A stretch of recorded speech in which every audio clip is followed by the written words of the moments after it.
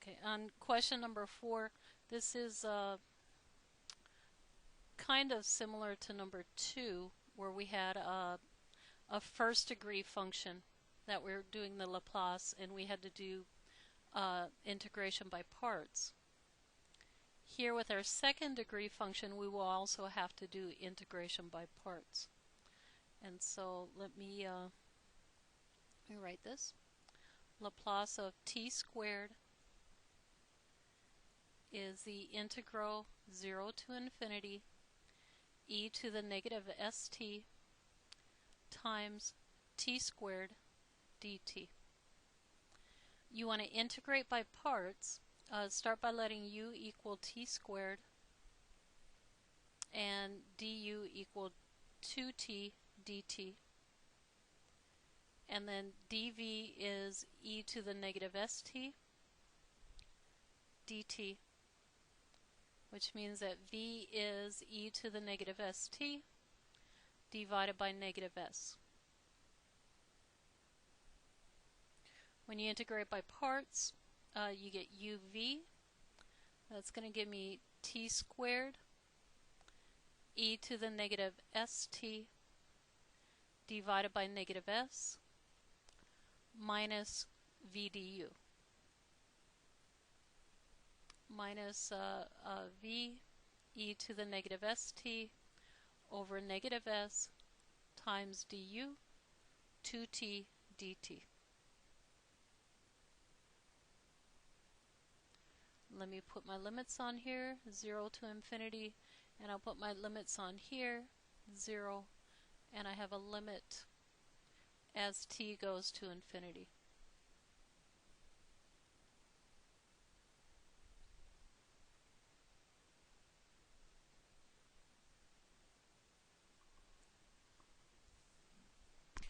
With my first term, if I want to calculate this, you can use the same reasoning as we used previously. Let me go back to number 2. When we took the limit of t e to the negative st as t goes to infinity, we said that the exponential function goes to 0 much quicker than the t goes to 0. And the same thing is true here. The exponential function goes to 0 much quicker than t squared will. And so the limit as t goes to infinity of t squared e to the negative st is going to be 0. Then I get minus, when I put 0 in for t, we're going to get 0 because t is 0. 0 squared times anything is still going to give you a 0. So this first term drops out. On the second term, I have a minus, and then I have a negative s. I also have a 2 that I can bring out. So let me bring those two negatives together to give me a positive. And I've got a 2 as a constant on the top and an s as a constant on the bottom. And that leaves me with the integral 0 to infinity e to the negative st times t dt.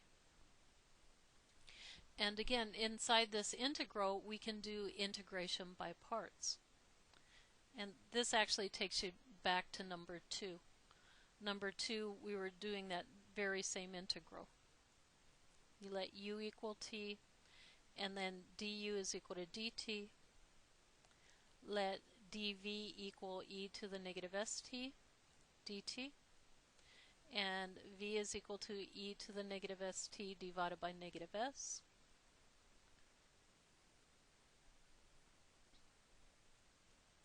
This first term dropped out, and so I get 2 over s times, here again I have uv, that's going to give me t e to the negative st divided by negative s, and my limits are 0 and as t goes to infinity,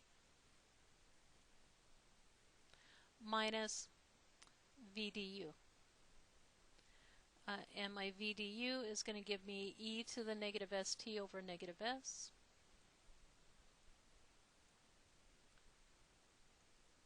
dt. And close my braces. So I have my 2 over s outside. And when I apply my limits here,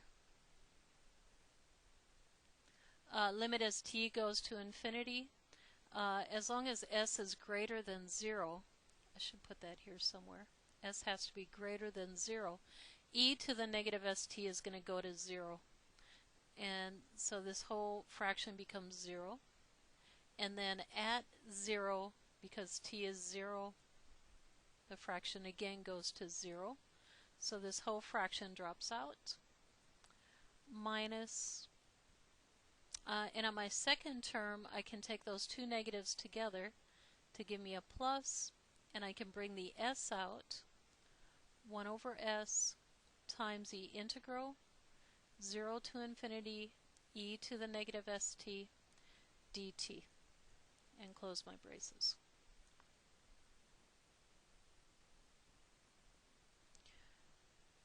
So this whole first term drops out, that's 0, and I'm only left with one term. Here I have 2 over s. Let me multiply that by this 1 over s to give me 2 over s squared.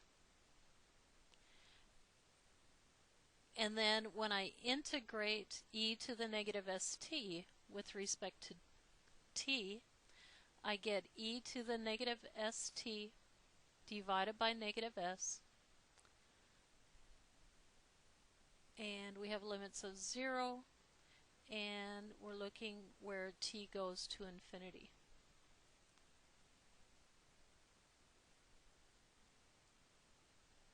When I evaluate those limits, the limit as t goes to infinity, as long as s is greater than 0, e to the negative st, or negative s infinity, will go to 0.